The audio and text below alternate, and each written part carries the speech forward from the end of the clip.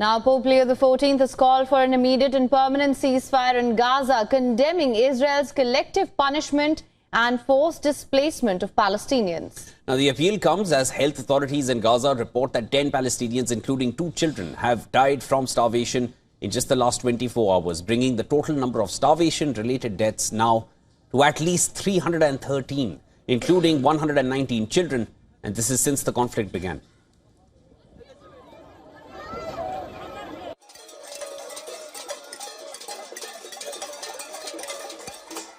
The uso indiscriminato della forza. In particular, the obligation to protect civilians and the prohibitions on collective punishment, indiscriminate use of force, and forced displacement of the population. I endorse the joint statement issued yesterday by the Greek Orthodox and Latin Patriarchs of Jerusalem calling for an end to this spiral of violence, for an end to the war, and for priority to be given to the common good of the people. Priorità al bene comune delle persone.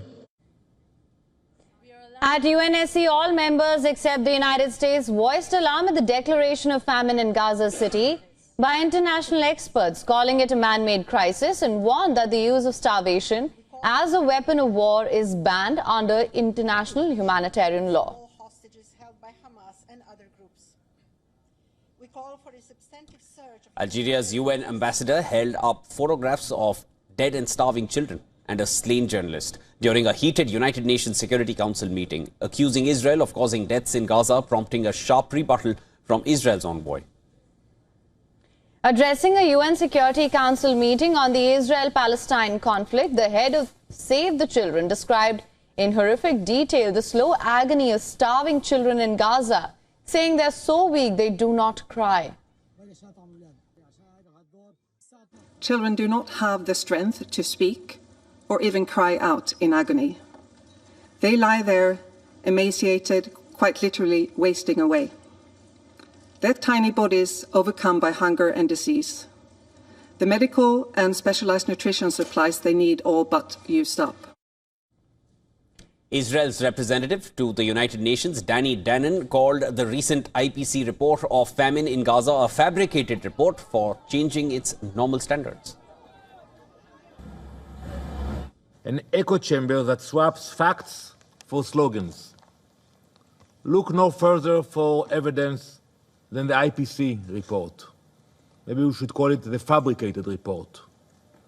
The IPC lowered its own thresholds to manufacture a so-called famine.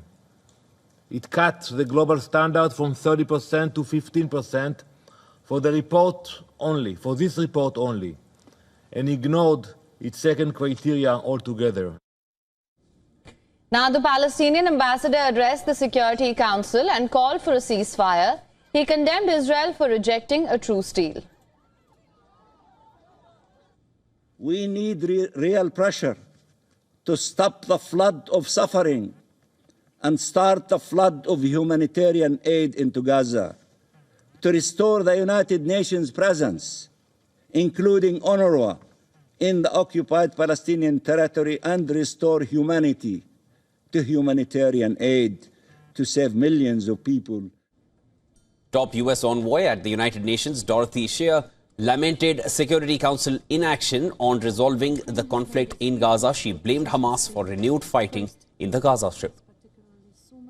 And for more on this, our correspondent Susan Teherani has sent us this report from the UN headquarters. Listen to this.